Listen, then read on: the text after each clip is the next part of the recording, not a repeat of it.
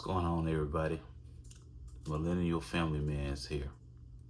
And today I want to discuss with you all how to be a present and stable-minded husband. All right? Who's stable? It's not an easy task. Who's stable-minded? I'm telling you. It's Okay. not. This lady right here that just came in the camera, she makes this job difficult as hell. I do not. Difficult as hell. Whatever. So, what did you suck at? Well, difficult as heck. She make this job We difficult as gotta go heck. to church. Anyway, this is my video. She keeps chiming in. I'm gonna be All right, okay. So please excuse her. All right, so how to be a present and stable-minded husband when you've been married 10 plus years. All right. Well, first of all, let me discuss with y'all how did I get to 10 plus years. As a saying, Did you get to 10 plus how did I get to 10 How plus did years? we How did I get to 10 how plus did years? we- She you keeps. mean, how did I get to See how she keeps popping in? You make This is sure supposed to you be my use the video. correct This word, is supposed to be my video. Like, for real. How I survived this. All right. How you? Let me tell you how I survived How you? this marriage. Oh, I All know. So, first thing right. first, Get prayer. right. Prayer, lots of You're prayer. right. Lots and lots of prayer. All right. Number 2, patience. Lots of patience. Number 3, No, you gotta go into detail for each one. I'm going to go into details of each one. I'm I'm just just giving saying. a highlight. I'm giving the outline. You giving a table of contents? Table of contents here. All right. Hell. Heck. It's Sunday. Heck. It's Sunday. It's heck. So, as I was saying, number 1 was lots of prayer. Number 2 was patience. And number 3, sacrifice. That's just part of marriage. You're gonna have to sacrifice your wants for her wants. You're just gonna have to. And number 4, the ability to lose an argument when you are right. What? It's rare. You right. I'm always right, like 95% of the time. You are telling me a However, lot. in order to I bet you don't remember all your 4 in order to preserve sanity, I tell myself that, hey, Chris, you're right. Oh, I know. She's wrong, but don't let her know that. Just go with it, all right? Now, there's going to be some times where the friction is too great, where you're going to slip up a bit. However, when you slip up, you just got to be ready for the consequences afterwards. You darn right. Be ready. Because them consequences. They coming. They are coming. Whew. Jesus. All right. And then, number 5, the most important one of all, is choose to love. Love is not an emotion at all. At all. Quiz. All right. So, Quick question. what's your question? Pop quiz. Do you remember your 5 points? I do. Number 1, prayer. Lots and lots of prayer. Okay. Number 2, patience. Patience. Okay. Gotta have patience. What's number 3? Number 3, sacrifice. Okay, look at you. You have to be able to Perfect sacrifice. recall. What's number 4? And number 4, Yes, I knew you were gonna remember all what's these number points. 4? I forgot. She's See? right. She's right. See? But anyway, See, number 5 is love. I'm gonna leave this for you. This little sticky note thing, so you can. She gave me a sticky note. She gave me a sticky See, look note. at me talking about he always right. So let's talk about number 1 first. I think number 4 will come to I mind. bet you used my sticky note. It's on the video. She gave me a sticky note. She did. All right. So number 1, prayer. There are gonna come times where conflict will arise in a marriage, whether financially, whether you all disagree about something, kids, whatever the case may be. You have to have the ability and the knowledge and wisdom and understanding to know that you can't do this on your own. You have to go to God. So there has been many times where I failed at this, failed to take prayer into consideration. However, when I do get it right and I go to God in prayer, He always gives some sort of answer to make it all better. And most of the time, it's Him reminding me of my inadequacies, of my defaults, of the things that I get wrong, instead of me pointing out her flaws. Prayer relaxes my mind. It humbles me. Prayer will humble you. And you have to be able to have the ability to listen. Yeah, so I should, since I don't know what number, I don't remember number 4, I just put listen, have the ability to listen. Yeah, number 4 is listen. You have that? Okay, listen. write it down. All right. Listen. But number 2, patience. Patience is usually all I have at times, where my wife will be delivering things that I would consider nonsense. What? Oh, I know. And I don't tell her that in her face, obviously, because I'm still breathing. I'm still alive, right? So, but she hears it now, but she doesn't know when I'm using it. But anyway, so so patience. This little video gets you in trouble now. I'm not gonna get in trouble. So, patience is a key element to marriage, and patience is not an easy thing to obtain, because you're going to want to express what you're feeling, your emotions. And a lot of times, in order to basically display patience, you're going to have to reel that in and take a deep breath. It's not the end of the world. And realize that you can live to fight another day. Why you acting like being married is a chore? Marriage is not a chore. You gotta take a deep Marriage is work, however. It's probably, next to being a father, one of the hardest, most fulfilling jobs there is. Let me say this. Chris is an amazing husband, and he fights for our marriage all the time. All the time. Even when I give him a hard time some days, which is pretty happens much quite often. Quite often. Yeah. He's level-headed, and he does not make impulsive decisions. I do not. He always prays and fights for our marriage. So he really is. This is true. He really is saying stuff that he actually preaches. Yeah. So I just want to say that. Oh, thanks, dear. Thank you so much. Thanks so much. Thanks so much. Acting like our marriage. Thanks so much.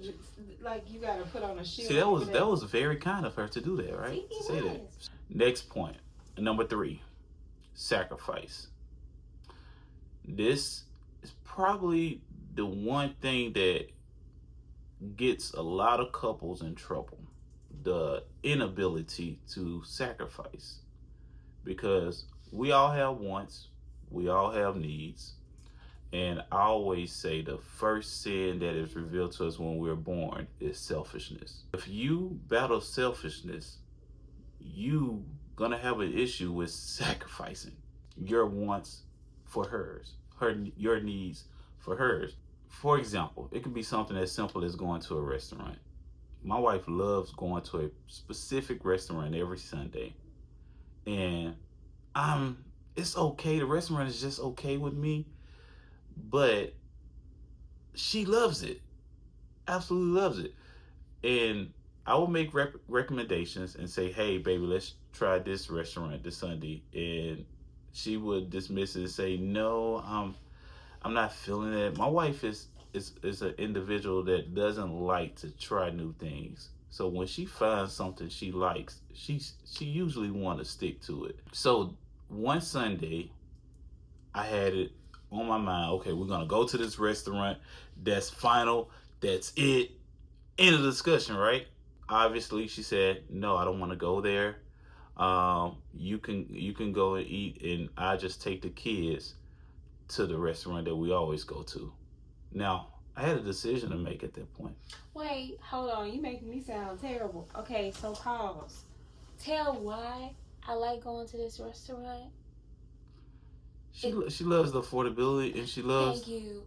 In this economy, where eggs are $12, this place, for 5 people, you can feed 5 people for $45. Okay?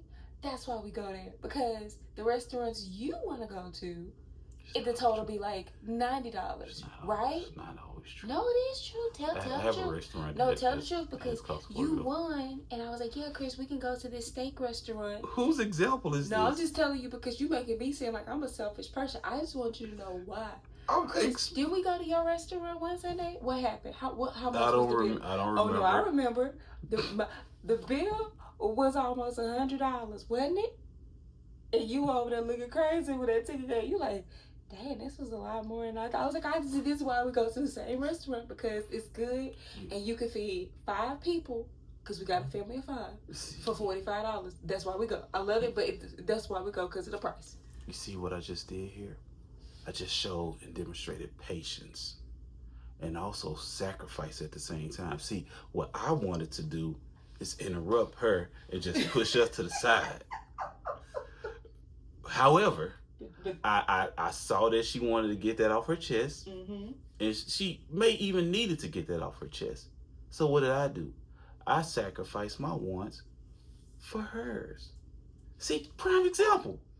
That's why we married 10 plus years. But no, about that 45. Moving on to a different. Moving on to a different. Moving on. Because you can't beat 5 people for $45 and the food good. Moving on. Okay. So, number 4, the ability to listen. Now, there is a scripture that says, "Be slow to speak, quick to listen." There's a reason why we have 2 ears and 1 mouth. We all know that saying, right? If that doesn't show you why listening is more important than speaking, I don't know what else does. You can learn a lot just by listening. You can learn a lot about your spouse just by sincerely listening to her. Now, I don't always get this right at all. My flesh seems to chime in quite often. However, prayer helps me listen to my wife better, listen to her cries better, her crying out for things that I just want to put a pillow over my face and say, but hey, yeah, so you get the drift. But the ability to listen is extremely important, you all. You have to be able to do that.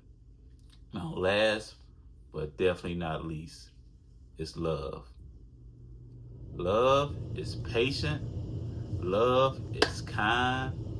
Love doesn't demand its own way.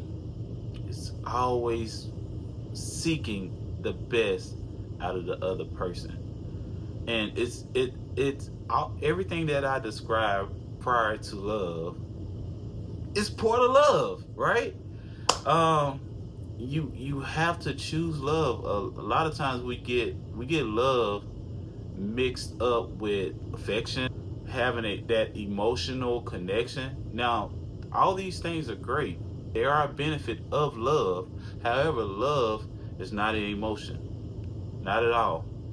Love is literally a choice. You have to choose to love your spouse every single day. Sometimes you're not going to want to love. Sometimes you're not going to want to choose that. Sometimes it's going to be extremely difficult to love your wife. And you're not going to love her all the time. You're just not. We're human. We're flesh. She's going to do some things that get on your everlasting nerve. Hey. And you're going to want to walk away and watch some TV or go do whatever it is to get your mind off of things, right? However, at the end of the day, once you breathe in, collect yourself, and come to your senses, you have to reactivate that choice of love for your spouse. You cannot put a price on love. It's invaluable. Did I say that right? It's invaluable? Yeah, it's invaluable. Love. Oh, snap. I remember my original 4th point, so I'm going to just make it a 6th point, right? The ability to lose an argument. Yes, it came to me, right? All right, so the ability to lose an argument. See, there's a trick to this, you all. The answer is she's always right. Even when she's not. I do bring forth my argumentative point, right? And when I see that it's not going anywhere, that's when I implement, okay, you know what? You're right. I'm wrong. Maybe I looked at this differently. Maybe I misunderstood what you were trying to convey. So I demonstrate that patience. I don't know. You be like, oh, we'll just talk about it later. It's a way to not to calm things down, but then when it's brought up later, you still don't agree. Watch this. You still don't be like, oh, yes, dear. You are not a yes, dear type of guy. I want you to know that you be giving me the blues on stuff you don't agree with. So be for real now. It's Sunday. Don't be up in your line to these people. Know what, dear? You're right. Is this what you're talking about? You're right. I'm wrong. Look, you know, I may misunderstood what you were saying. You know what? You know what? I don't get it right all the time, and I apologize for that. Is this the example that you use in talking about you? It is the example. So you right there. Look, every 1 out of 10 disagreements, he be like, you know what, baby, you're right. But those 9 other ones, oh no. I'm sorry, I just disagree. or what else you say? You be like, you just stop talking. You get quiet. And the next time it come up, oh, I ain't say I agree to it. Right? And then you scream it and you're like, hey, what is that? Hey. Be for real now. Oh, okay. Tell the truth to these people. Okay. Don't be up here acting like you be like, yes, dear. No, you don't. I do not. You do not. I'm talking about she always right. However, that point. These are my 6 points. I originally stated that there were 5, but it's crazy how the 6th one came up, and and I was able to demonstrate it in live action because my wife is right here, and I love her so very much. I love you too. And I'm blessed to have her as my wife. She challenges me every single time, but it makes me a better husband and a better father to our kids. But this has been great talking to you all. Hope you all make time to watch this video. I think you're going to be thoroughly entertained. Obviously, this is the ending of it, so hopefully you were entertained.